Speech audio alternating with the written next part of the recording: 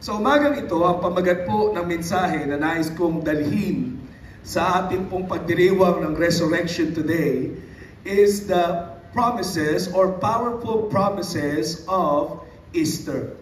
Powerful promises of Easter. Ang pagkabuhay na magmuli ni Kristo ay mayroong pong dalang pangako sa bawat isa sa atin. Today is Resurrection Sunday. May our joy abound that no matter how we have come this morning, this we know, that through our Lord Jesus Christ, death has been defeated. Paano kaya ang 12 disipulo na mga mangingisda, mga tax collector, mga farmers, how in the world they multiply? Sila po ay mga matatakutin. Sila ay mga taong takot sa otoridad ng kanilang kapanahunan. Bakit all of a sudden, they became bold in preaching the good news, in preaching the gospel? The answer is simple. It is the resurrection.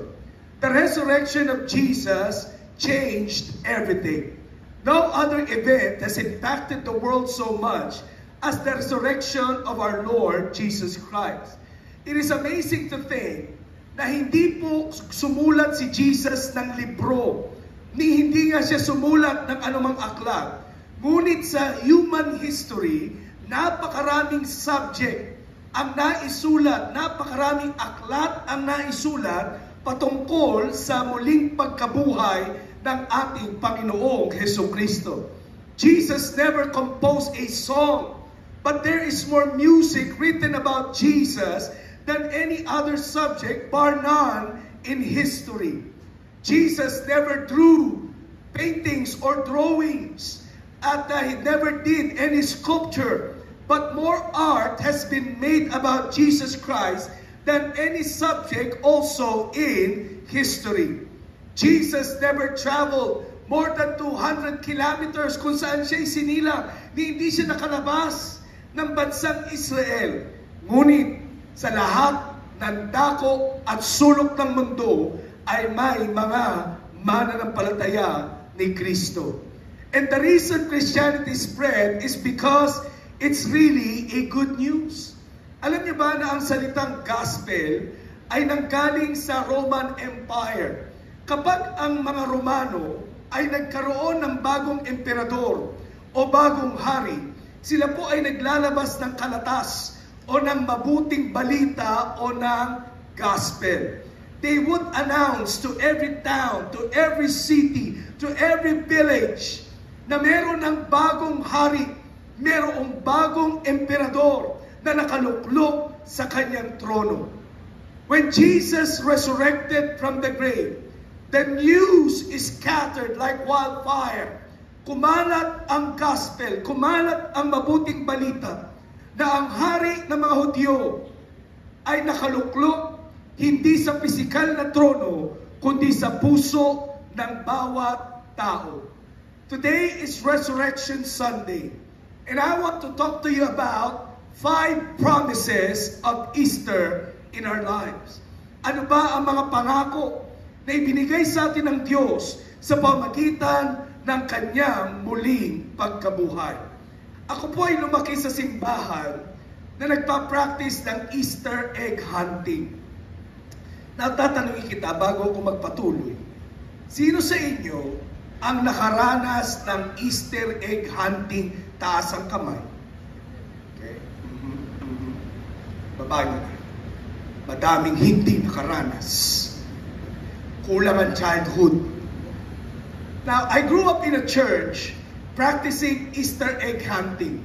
Sabado pa lang, yung mga Sunday school teacher naglalaga na ng itlog. Okay?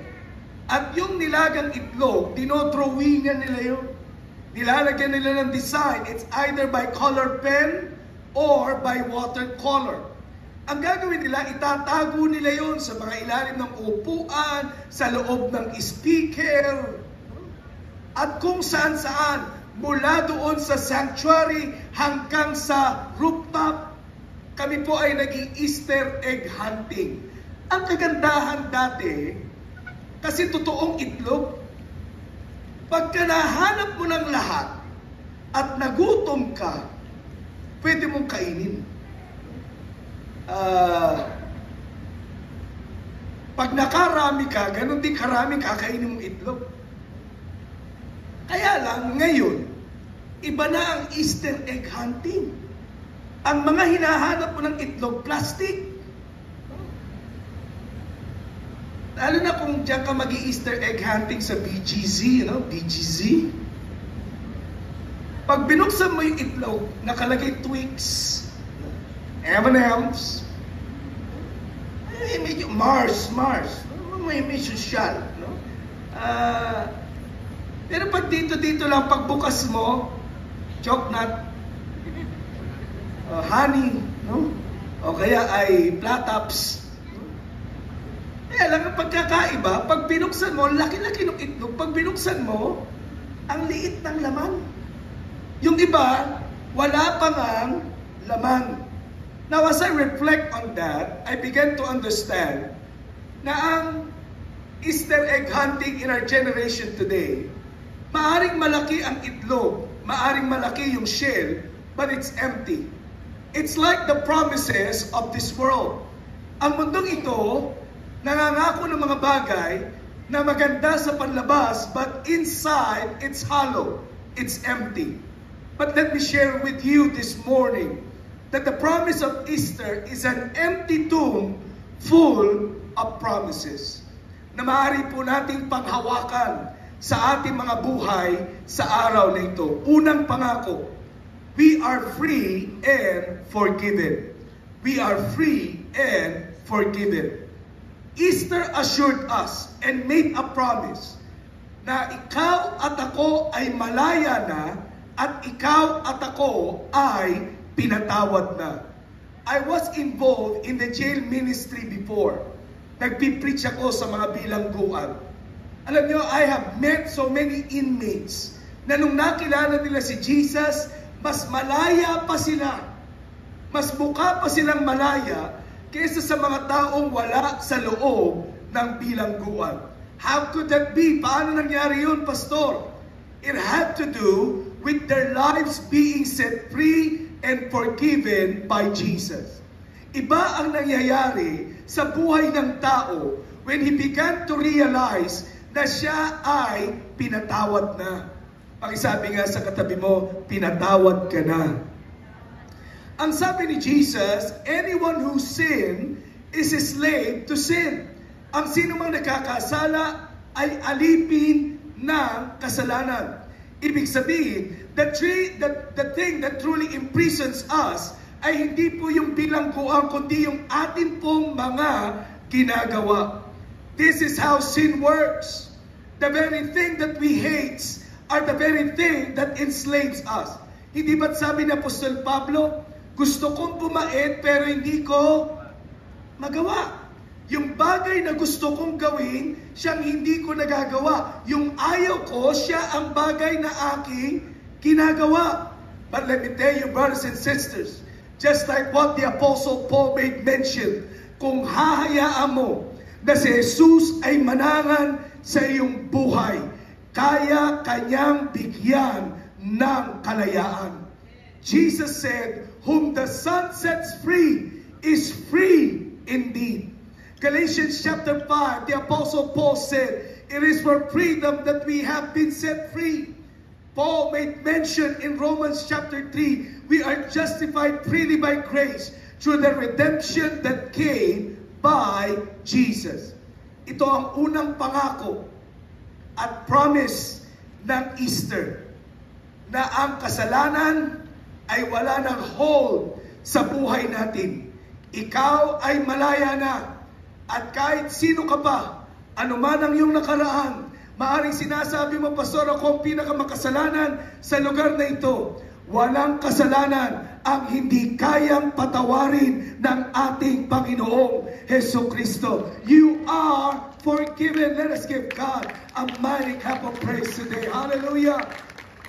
Pwede mo bang sabihin sa katabi mo, malaya ka na? Balikan mo siya, sabi mo sa kanya, pinatawad ka na. Wala pong gawa ng tao ang pwedeng magdagdag ng pagpapatawad ng Diyos. Hindi mo kailangang saktan ang iyong sarili. Hindi mo kailangang sugatan ang iyong sarili. You don't have to hurt yourself. No work of man can save him. No work of man can merit God's forgiveness. Ang pagpapatawad, ang kalayaan na ating tinanggap ay dahil sa kahabagan ng Diyos sa ating pong mga buhay. The Apostle Paul made mention in Ephesians chapter 1 verse 7, in Him we have redemption through His blood, the forgiveness of our sins. Pangalawang pangako ng Easter o ng resurrection, death is defeated. Ang kamatayan ay kinapina ng ating Panginoon. Jesus defeated death, so we don't have to fear it. Sabi nga sa katabi mo, hindi tayo dapat matakot. Dahil si Jesus ay napagtagumpayan na ang kamatayan, bilang mga mananampalataya, hindi natin dapat katakutan ang kamatayan. Alam nyo, it is going to be a heart-wrenching experience na makita ng mga disipulo na si Jesus ay pinatay, na si Jesus ay inilibing. That will be the saddest part of their life. But death could not keep him down. Sabi ni Jesus, I am the resurrection and the life. All who believes in me will live, even though they die. Nung sinabi ni Jesus yan, bago ang kanyang pagkapako sa krus, the disciples could not understand. Hindi maunawaan ng mga disipulo, ano yung sinasabi niya, I am the resurrection and the life. Ngunit nung nabuhay ang ating Panginoon Kristo, tsaka lang nila naunawaan na si Kristo na nagsalita dito ay Kristo na ngayon ay buhay. Ito po'y magandang pangako sa atin. Kung si Jesus ay binuhay mula sa mga patay, ito'y katiyakan ng buhay na walang hanggan. This is the promise of Easter, a life that is eternal. Ano ang sabi ng Apostol Pablo? Death has been swallowed up in victory. Ang kamatayan ay ginapi na ng ating Panginoong Hesukristo. Alam niyo ba na number 3 sa buong mundo ang fear of death? Number 3. Okay? Tanungin ninyo, ano yung number 1? Okay? Tanungin. Alam niyo, resurrection ngayon. Pero mukha kayong Good Friday. Tanungin niyo ako, ano yung number 1, Pastor? Kaya, ganyan. Okay? Number 1 is fear of public speaking. Sa buong mundo yan, ha? Ang tao takot magsalita sa harapan. Kapag tinanong mo sila, gusto mo bang magsalita sa harapan? Ayoko, para ako mamamatay. That's number 1. Number 3 is death. Kinatatakutan natin ang kamatayan. Sino malaman yung number 2? Gagamba. Takot sa gagamba. Samantala ang laki-laki mo, no? Tapos ang liit ng gagamba. People will try to avoid death. Ginagawa ng tao yan. You know, a study had been conducted many years ago, before pandemic. Naghahanap ng gamot ang mga siyentipiko. Paano maibigay ang gamot laban sa kamatayan? Try to imagine that. These scientists were thinking of finding the secret cure or the ultimate cure for death. Pero here comes the pandemic. Every single day, we are being reminded that death cannot be avoided. It will surely come. Darating sa buhay ng bawat isa sa atin. Na bakit ko po binibigyang diin ito? Kapatid, instead of fearing death sa atin pong mga buhay, bilang mananampalataya, we can face it with confidence. Knowing, alam mo talaga na sinuko mo ang buhay mo kay Kristo, alam mo na ikaw ay merong buhay na walang hanggan. That after life on this earth, there is a much better life. May masigit na mainam na buhay kapiling ang ating tagapagligtas. Sabi ng Corinthians chapter 15, Death, where is your victory? Death, where is your sting? The Apostle Paul was saying that Jesus defeated death so that Christians would never have to fear death. Pakisabi nga sa katabi mo, huwag kang matakot. Few weeks ago, I have conducted a funeral service sa isa sa mga malapit pala sa bahay namin na attendee doon sa Word of Hope Central. My wife and I, we visited her during the time of her pain sa kanilang bahay. We prayed for her. While talking to her, ang sabi niya sa akin, alam mo, Pastor, kahit anong oras ako kunin ni Lord, handa na ako. I've been a pastor for almost 20 years now. Sa Word of Hope, almost 20 years now. Kapag ka ikaw ay pumunta sa ospital, may ipagpe-pray ka na may sakit. At mananampalataya, nagbigay ng buhay sa Panginoon, payapa, pag pinagpe-pray mo, payapa. Sa experience ko po, pagka hindi mananampalataya, struggle. Talagang minsan nagwawala. Iba ang dulot ng tiyak ka kung nakanino ang buhay mo.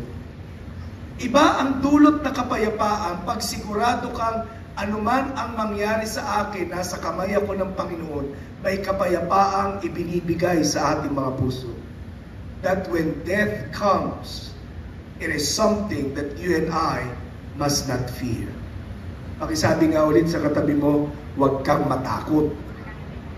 Dahil si Jesus ay napagtagumpayan ang kamatayan, ikaw at ako ay merong katiyakan ng buhay na walang hanggan. Pangatlo, the promise of Easter is that we have God's Spirit inside us. Alam niyo, paboritong subject pag Holy Week, yung forgiveness of sins, which is right. Pangalawang paboritong subject is eternal life, which is also true and right. But many people would dare not talk about the power that raised Jesus from the grave. Ang sabi po ng salita ng Diyos, the promise of Easter is also the power to be transformed.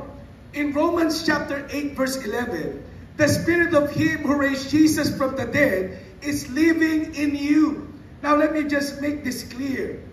Ang banal na Espiritu na bumuhay kay Jesus mula sa mga patay ay banal na Espiritu na nanahan sa buhay ng bawat isa sa atin. Will you please tell to the person next to you, the Spirit is in you. Now, ano ang ibig sabihin nito? It means that the same Spirit that raised Jesus from the dead is alive in us. Nung mga wala pa tayong pagkakilala sa Panginoon, nako, ang hina-hina natin. Ang dali natin mahulog sa tukso. Nakaka-relate ka ba? Sumusulat tayo ng New Year's resolution bago mag-January. Pakabait na ako. Number 1, pakabait ako. After 2 weeks, kamusta? Hindi pala kaya.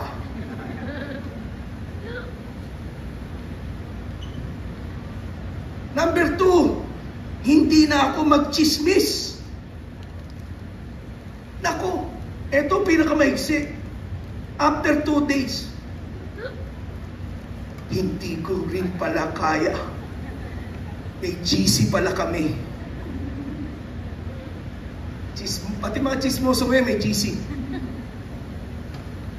Number 3, ito yung dati kong New Year's resolution. Di na ako mag-inom. Number 3, di na ako mag-inom. After 1 week, hindi na ako mag-inom ng konti. Why? We cannot do it on our own. Alam mo ang sinasabi ko, we cannot do it on our own. But once we had surrendered our life to Jesus Christ, ang sabi ng Biblia, nanahan sa atin ang banal na Espiritu at meron tayong kapangyarihang lumakad ng tama sa kanyang harapan.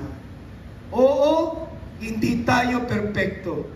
Pero alam mo ang ibig kong sabihin, bawat araw, binabago at binabago ng Diyos ang buhay ng bawat isa sa atin. Come on, He deserves a best clap of praise today. Hallelujah!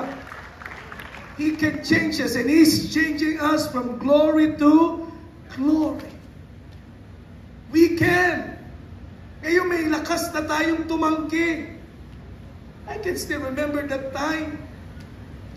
Tumanggap ako sa Panginoon April 5, 1996. I've given my life to Jesus.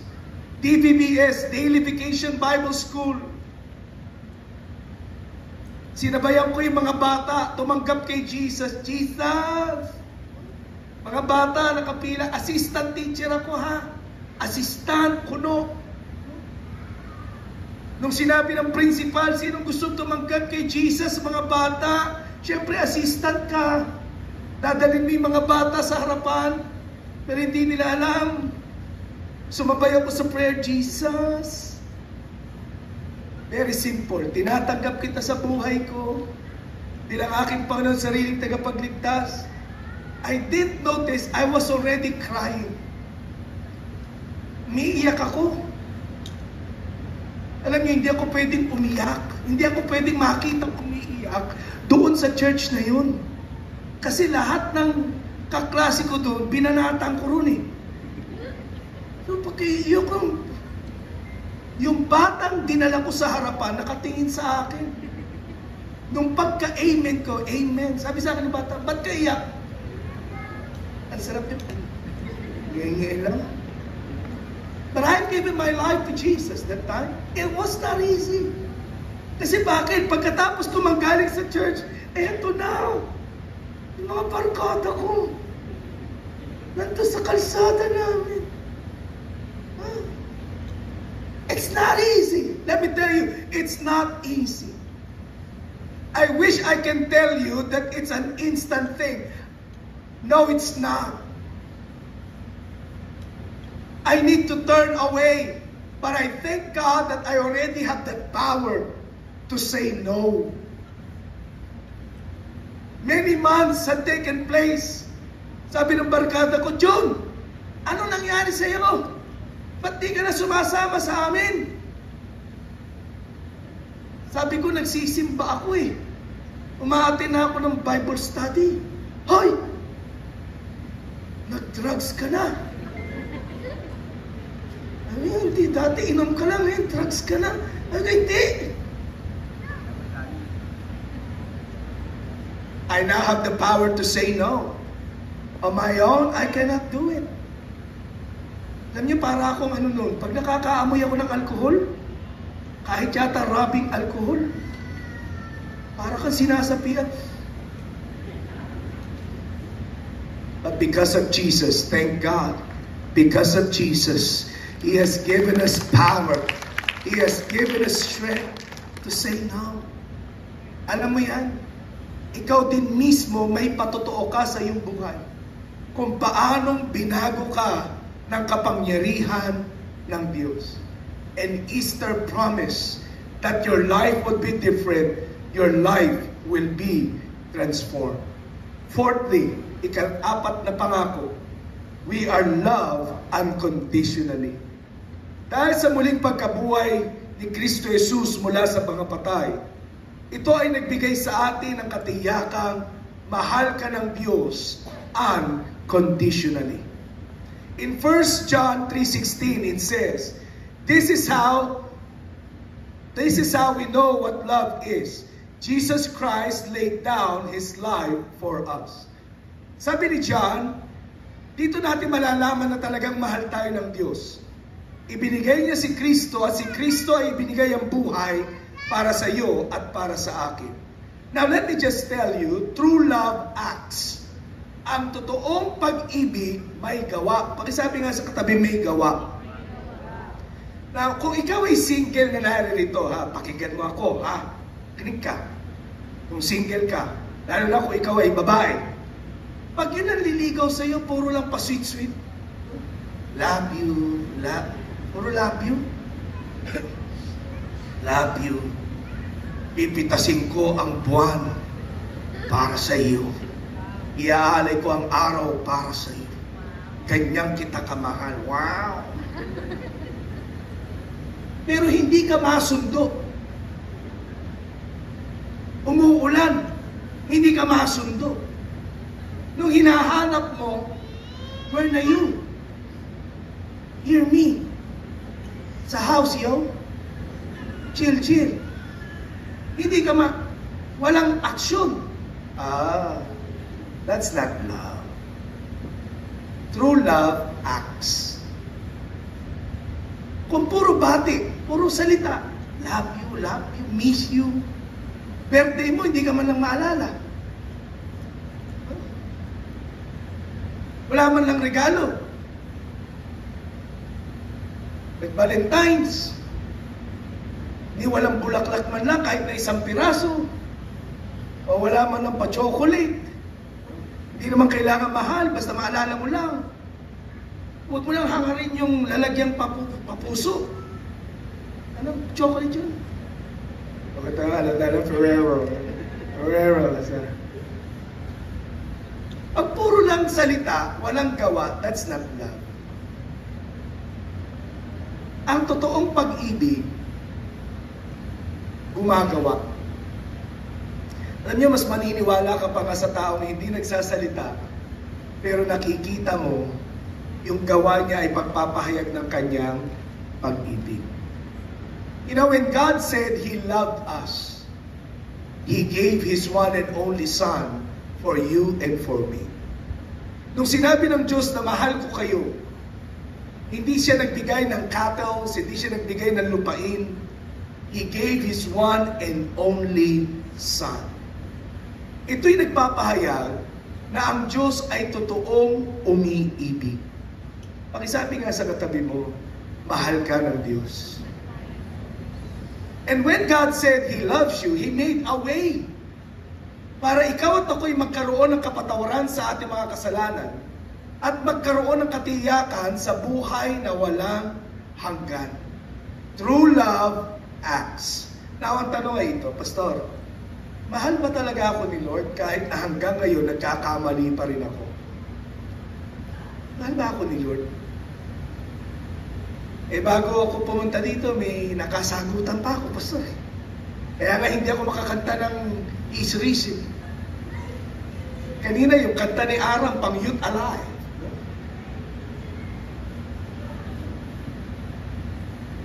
Will God still love me no matter what?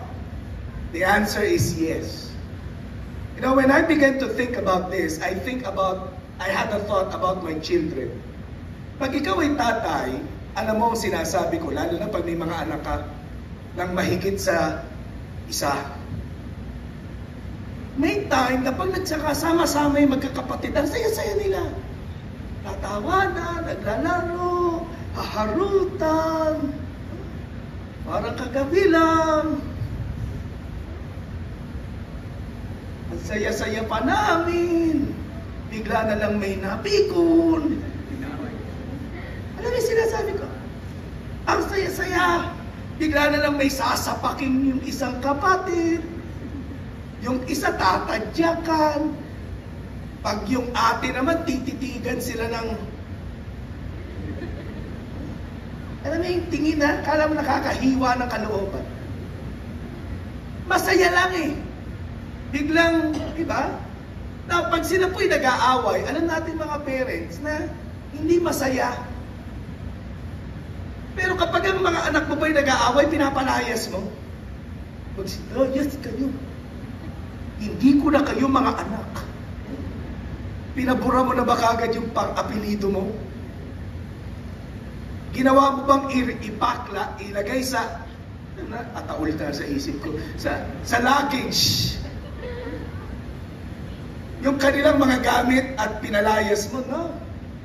Why? Because they are your children. Mahaba ang pasensya natin sa ating mga anak. Why? Because they are the love of our lives. They are the treasures that we have. All the more, ang ating Panginoon. No matter what kind of mistake you've done in your life, no matter what kind of past you may be having right now, and no matter how grave is your sin right now, mahal ka ng ating Panginoon. Mahal ka ng ating dakilang Diyos. Alam niyo, meron pong isang artista ang nagsabi niyan na ngayon ay senador. Ang sabi niya, mahal kita maging mahal na nga kita. Taas nga kamay ko sa'yo. Mahal kita maging sino ka man. Alam mo, pag tao ang nagsabi niyan, mataas ang porsyentong palpak yan.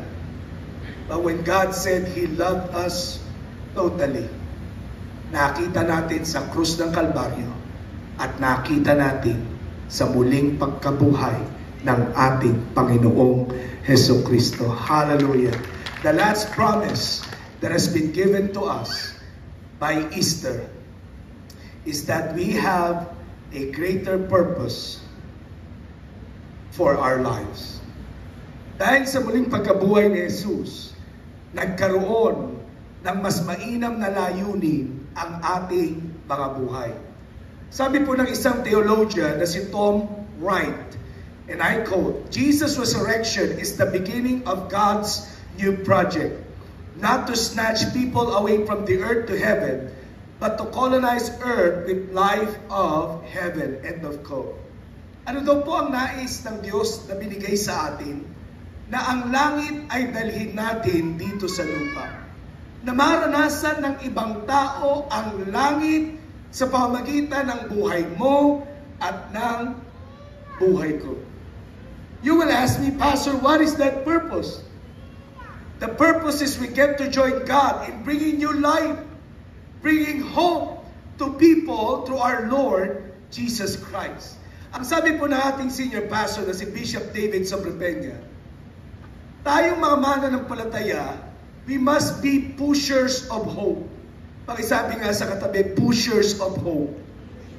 Kung meron man tayong itinutulak sa mundong ito, tayo daw po'y magtulak, maging pusher ng pag-asa sa buhay ng ibang tao. That they would see life having meaning. Na ang buhay ay hindi lamang puro routine, kundi ang buhay ay ganap at kasasiya sa pamagitan ng relasyon sa ating Panginoong Hesukristo. Alam niyo po ba na ang mga sinaunang ospital, ang mga sinaunang mga orphanages, ang mga sinaunang mga home for the aged, at mga institusyon that cares for people were established by Christians. Mga mananampalataya ang nagtatag ng mga sinaunang mga tanggapan na iyan. Why? Because Christians have that goal na hindi man makita ng tao ng mukhaan si Jesus, pero sa pamagitan ng mga buhay natin ay maranasan nila ang pag-ibig ng Diyos. You know, a lot of people kept on asking me, Pastor, bakit sa dinami-dami ng lugar na pagtatayuan ng daycare center, bakit sa Tinggalan? These people don't have a school to study at. These people cannot afford being at school.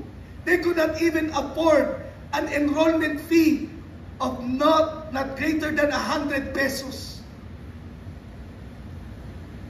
They could not afford such.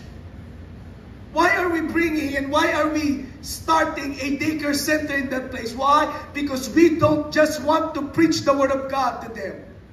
Hindi lang tayo puro preach. Hindi lang tayo puro hallelujah. We want people to feel the love of God by caring for them and by meeting their needs. Yun ang kanilang pangangailangan. At doon tayo gagamitin ng ating Panginoon. You know what? The mayor of Dingalan, ito yung kanyang last term. But before his last term would commence, ang sabi niya, Pastor, I want you to assure me that the school will be established. At bago po ako bumaba sa aking opisina, I want to help you out with all the things that I can do for that school to be established. Alam niyo po, ang paaralang yun ay para sa mga dumagat. Hindi po para sa mga unat. All of the students that we're aiming at are the dumagat children in that place. Mataas ang rate ng mga dumagat na hindi nakapagtatapos ng pag-aaral. Sa libo-libong populasyon nila, last year, isa lang ang nakagraduate sa college. Last year, sa buong Aurora. At sa kanilang history, isa pa lang sa Dingalan ang nakapasa sa board exam ng pagiging teacher. Yung nakapasang yun ay tinulungan ng ating pong church to finish your study and to have that board exam. Ano ang aking sinasabi? We are not just a church wanting to preach the gospel. Gusto natin na maranasan ng bawat tao ang kamay ng Diyos sa kanilang mga buhay sa pamamagitan ng pag-abot sa kanila. At ikaw at ako yun. Pakisabi nga sa katabi mo, ikaw yun. Ano ang sabi ng Apostol Pablo? We are God's handiwork, intended to do good works.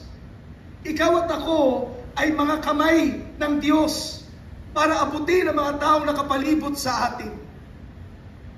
Nanawa, sa pamamagitan mo at pamamagitan ko, maranasan nila ang pag-ibig ni Kristo. Mga magulang, mga kapatid, these are the promises of resurrection. And Jesus said, I am the resurrection and the life. All who believe in me will live, even though they die. Ang key ay ito, para maranasan mo ang lahat ng pangakong ito, you've got to believe. Pakisabi nga sa katabi mo, you've got to believe. And I don't want to miss this opportunity. I know our time is up.